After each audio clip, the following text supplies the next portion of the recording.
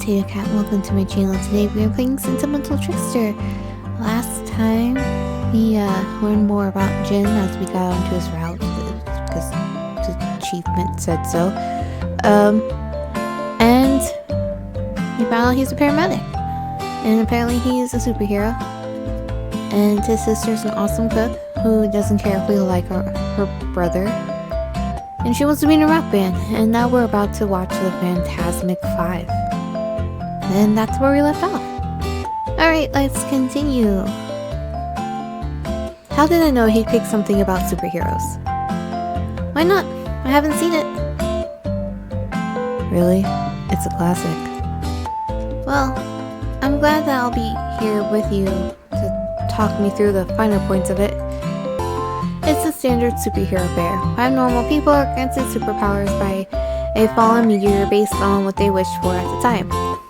One becomes strong, one can fly, one develops super speed, and one can read minds. The 5th seems to not have any powers, but I can tell it's set up for a trick ending. Are they watching Misfits? Because that's what it sounds like. All in all, it's a fun movie. So, you've always been big into superheroes then? I mean, yeah, who isn't? I guess so. My bedroom back home is littered with giant robot toys. I suppose that's not the same thing. Don't forget about Sailor Moon. Are you kidding? It takes a lot of guts to pilot a giant mech and save the world. Even then, you don't have powers backing you. Just your own smarts and bravery. That's kind of cooler. Huh, I never thought of it that way. Oh, he just scooted closer. Is it just me, or did he scoot a little closer to me? So, if you could have any superpower, teleportation. Let me guess. What would it be? You got it. Jeez, you're putting me on the spot. There's a lot of times I would have wished to be invisible or that I could fly away from my problems. Maybe even read other people's minds. Staring at his face, the delicate curve of his neck, I almost wish I could do it right now. Crap. Am I blushing? You've been blushing for a while now. Maybe I want to have the power to just be myself, to not feel so awkward sometimes. So, self-confidence? You seem like a pretty confident guy to me. I haven't always been this way. There was a stretch of time where I had lots of self-doubts. Even right now, I'm still working on that. Really? I guess I thought you were pretty confident from the moment I met you. Yeah, I suppose you're right. It's a lot easier when you're helping someone else, you know? When it comes to doing something for myself... Is there something you want for yourself? Oh, he got way closer. This time, he definitely did scoot closer. Is Jin hitting on me? He has to be. Well, yeah, maybe not just for myself though. Jin smiles broadly. I didn't read him wrong. His lips are just inches away from mine. Are we gonna get a kiss? Are we gonna get a kiss? Before I know it, he closes the distance. Oh, we do! Jin's tongue parts my lips, and our tongues caress each other, soft and warm. And this is the scene we have for that. Wonderful. It's hot. It's everything I thought it would be, and I feel a little lightheaded. I know I'm blushing, but I can't stop. I feel like I'm melting into him. He drapes an arm around me and pulls me closer, deepening the kiss.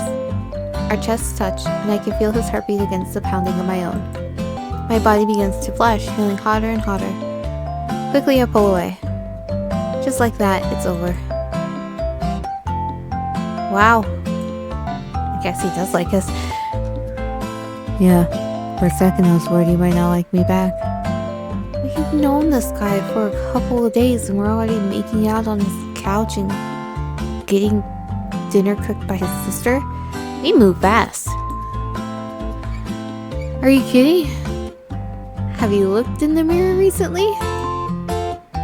He laughs, and I blush even harder. His hand reaches out, and he strokes my cheek with his thumb, and my eyes close. What is this feeling? I don't know if I love Jin, but I definitely feel something for him. Lust? Do you want to go to a hotel so we can do more? What? My eyelids flutter open in confusion, trying to understand what he's saying. Wait, what? Am I going to have to censor this game after all? I thought it didn't have anything to censor. I mean, I wouldn't want to do anything here with Ayumi home. That would just be weird. But we could go somewhere else. Is he asking me what I think he's asking? Like, sex? Like, for real? I don't think I'm ready for that yet. I know that sounds lame, but I haven't ever... Am I going to have to censor? I'll find out later after I post this, I guess. No, it's cool. I just thought I'd ask. I don't want to pressure you. I just thought that if you were comfortable and you wanted to, we could go somewhere a little more private. There's a part of me that thinks about it, a part of me that wants to feel good and do something fun. To be more like the superhero I was just talking about. But that superhero also wants a stable relationship and love and a boyfriend, not just a casual fling. If that is what Jen is suggesting. I'm not that kind of guy. Besides, there's no way I'm ready for that big of a step with someone that I barely even know. Yeah, I'm sorry, but I don't think so. Not yet. Seriously, Haru, it's okay. I like you. I'm not trying to scare you away. I just thought if you wanted to have some fun, we could go somewhere. But it's okay. There's no disappointment in his voice, so I can only trust that he's not mad or upset with me. Come on, it's getting late. I should walk you home. He kisses me lightly on the forehead and I lean into it, but just as quickly he pulls away. I don't know if I'm disappointed or relieved. My body definitely wants to continue, even though my brain knows it would be a terrible idea. Ayumi's door is closed, so she must already be in bed. I'm thankful for that. I don't know what I would have done if she'd walked in on our kiss. Probably blush more and like fall off the couch and trip over the table and somehow fall down the stairs because, you know, just classic clumsy sort of thing.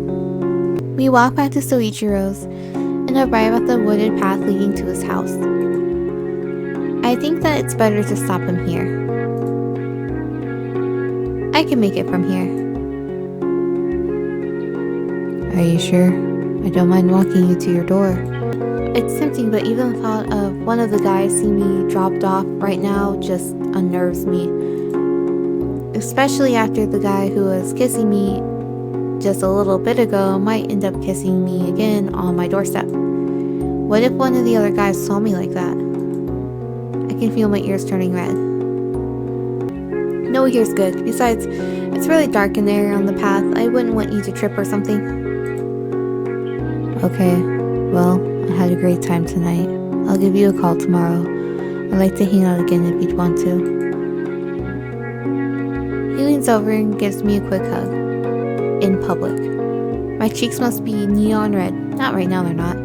Even though it's late at night and no one's in the park. It's not that big of a deal, but after the kiss, it feels especially intimate. Then just like that, he's backing away, waving. Be safe. Sweet dreams, Haru. Yeah, good night, Jin. I watch him walk away before heading down the path in a daze. I enter the house, and no one is up.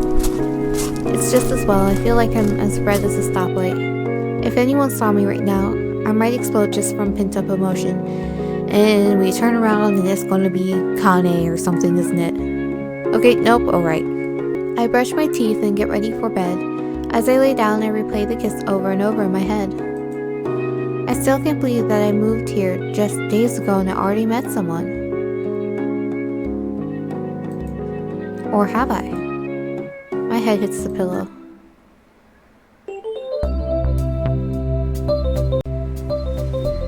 I barely blink and it's morning.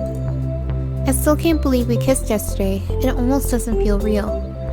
I touch my lips and peel a blush creep across my cheeks. Jin is kind, smart, a hard worker, but he also asked me to go to a hotel yesterday. To do it. I can't believe that happened. Does that guy just live his life in a whirlwind? Or maybe he is the whirlwind. Are we turned on or turned off by that? Oh, the wretched noise. I do my morning routine, go to the bathroom and get dressed, and suddenly the phone rings. For a moment I dreaded being my mom. Just answer your phone. But the number that pops up on the screen is Jin's. I answer quickly, not quickly enough. Hello? Hey Haru. I didn't wake you, did I? Oh no, what's up? I asked if you wanted to hang out again. I swallow. Things are moving fast with Jin, but at the same time I really do. He's easy to be around and he doesn't ever ask too much of me. And he accepts me for who I am. Yeah, sure thing. What did you have in mind? Well, my coworker at the nightclub begged me to take a shift today. Something about his kid's softball game conflicting with work. So I have to go in for a little bit. And he's considering bringing us along because that's hanging out. I thought you could come with me. See, that's what he just drags us to his part-time jobs. Oh.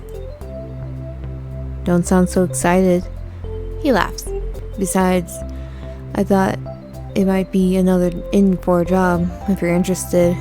Also, they have great food and I get free meals on my shift. Free drinks too after work. So if you want to have some fun at the club afterwards, we'll already be there. I chew on my lip. It sounds like it could be fun. But how many jobs does Jin have? It certainly raises a lot of questions. Like, when is he home with Ayumi? Is he her only caretaker? Why does he work so much? Probably so he can have money. Yeah, sure, I guess. That could be fun. Let's do it. Great. I'll pick you up and we can ride over there. I'll be by about 2:15. He hangs up. It's not that I don't want to hang out with Jin. I really want to. We really like to use really a lot. Especially after last night's kiss. But I'm beginning to think he's some sort of workaholic. Or maybe he and his sister are in some sort of horrible debt. It just makes me wonder more and more where their parents are. Now that I think about it, the house they were living in only had 2 bedrooms, Jin and Ayumi's. Do their parents work abroad? Do their parents not support them? Or is it something else entirely? My guesses are dead. It just seems like that would be the answer. I don't have much time to think about it. I get my homework together and grab a quick bite to eat, finishing some things up before it's time to meet up with Jin. Jin meets me at the head of the path at 2:15 p.m., like he said he would. And we walk to the club. It's actually not too far from Soichiro's house. Then he said he would drive me over. Whatever. Hey Haru, you excited? Sure, I guess so. I mean, hanging out with you is cool, but you gotta learn how to relax, man. A hero's work is never done. Besides, all these side jobs are pretty fun in their own ways. I like being able to stay engaged. I'd go nuts if I had to stay at home and watch the paint peel for too long. Out here, at least I know I'm making a difference to people, you know? I don't say anything, but I wonder if Ayumi would agree with him. At the same time, I don't know their financial circumstances. Maybe he needs the money from all those jobs for some reason. We walk a little and make it outside of an upscale-looking nightclub. Mentally cursed, why didn't Jin say anything about what to wear? But then, he's just wearing his street clothes. Though, it's not like he dresses like a slob. But when I say upscale, I imagine they offer bottles of wine that cost more than my rent. He doesn't look too worried about it though, and we make our way inside. Looks like we're still outside. Jin! Hey, cutie! I don't know why she sounds like that, she just does, okay? A well-dressed woman with a pixie-style haircut weaves over to us. I honestly didn't know that a person's hips could move like that. Kiyomi, how are you doing? Oh, absolutely perfect. Since he ran those jerks off last week, I can't believe the nerve of them, thinking that I would ever be interested in men like that. I'm far more interested in... She winks at Jin, and my eyes widen. He just laughs. Anytime, Kiyomi. It's all part of the job, to make sure that everyone is having a good time. Well, yes, of course, but sometimes I feel terrible. Like you should be having a good time too. What are you doing after work? Holy crap. She is laying it on thick. Yeah, that's our man. I don't know if Jin is pretending not to notice or he really doesn't, but he just laughs. I clear my throat.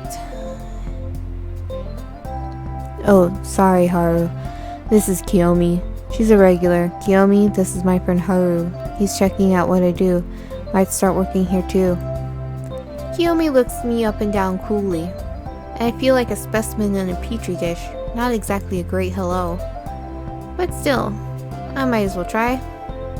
Nice to meet you, Kiyomi. You look a little small to be a bouncer. No offense.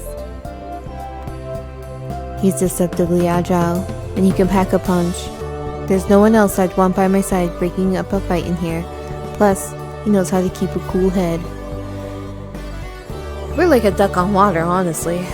You know, we look calm, but, you know, our feet are just going. She harumphs and looks back at Jin. You never answer me about what you're doing after work. Oh, we're probably just going to hang out. I mean, you could come and hang out with me, Jin. Several female voices. Jin! A gaggle of girls rush to him suddenly. I feel like I'm surrounded by seagulls. I'm just thinking about, like, those ones that are like, mine. Oh, Jin, we missed you. Why can't you work during the week? There's so many more creeps then. You never called me. Jin flicks me an apologetic look as he tries to calm the girls down. He dresses each of them, and I can't help but wonder why he does this job on top of the others. All of these girls are obviously attracted to him, and I can see Kiyomi seething quietly in the background before she finally sinks off, probably to get another overpriced martini. Does he really not get that they're into him? Okay, everyone. I really appreciate it, but I do have to get back to showing Haru here the ropes. After all, he might cover for me one of these nights. Their gazes turn to me one by one, predators through and through. But they must be Jin fans for life because none of them start hitting on me. Thank goodness. We manage to steal away to a corner of the club that Jin uses as a vantage point, mainly because it's easy to see so much of the club from the area. I like how we're not actually inside this supposed club and we're still standing on the street even though we're supposed to be in the club.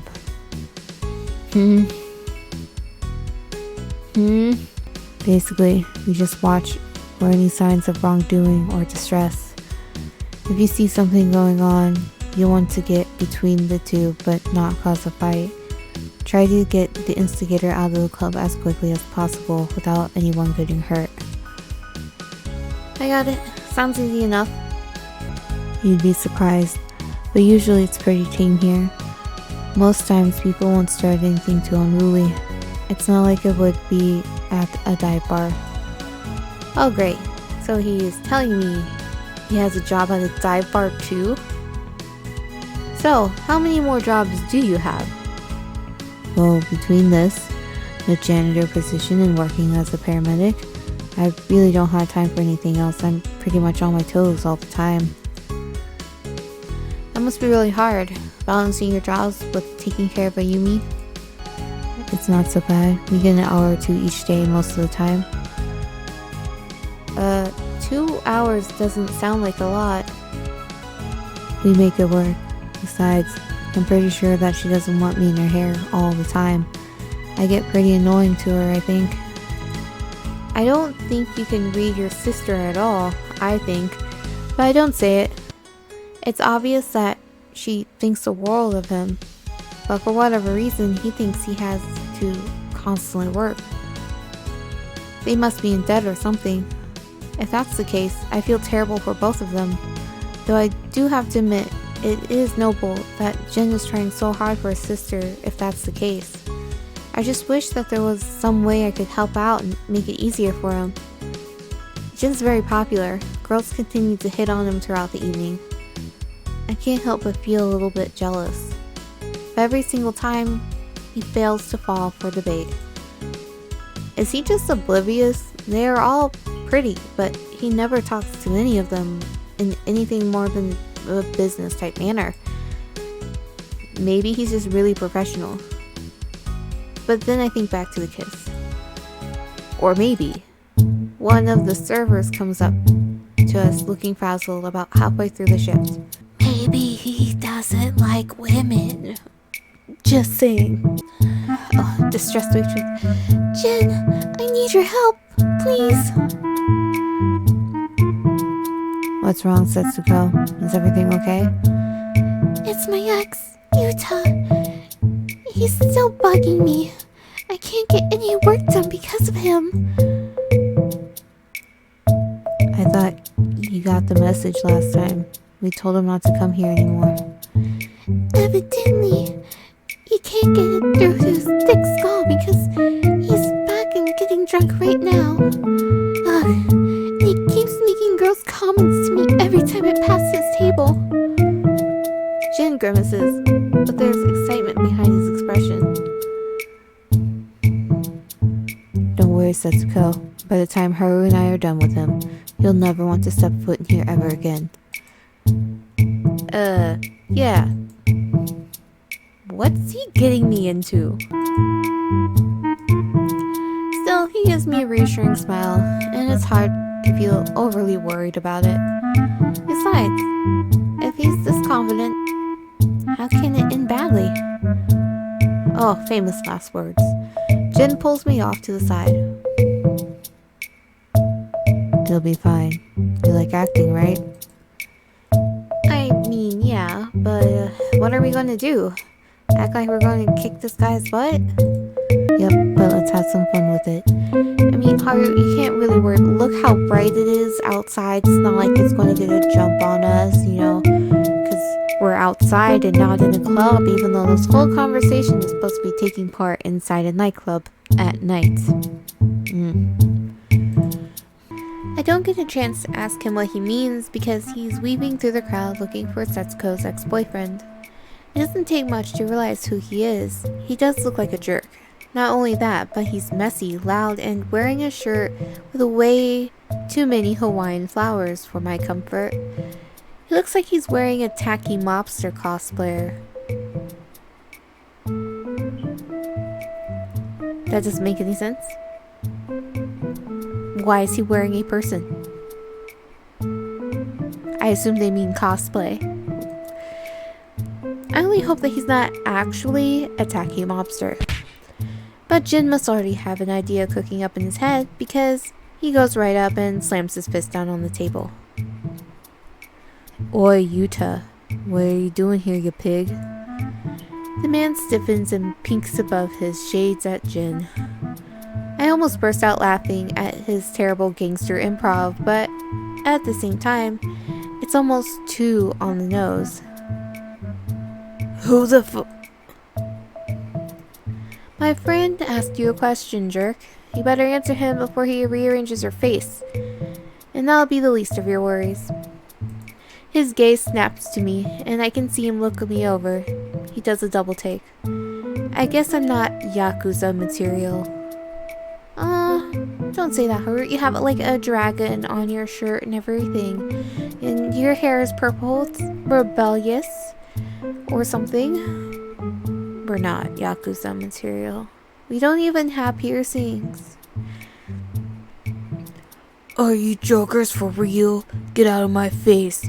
No way you two are gangsters, no tattoos, and this one looks like a baby. You look like a baby.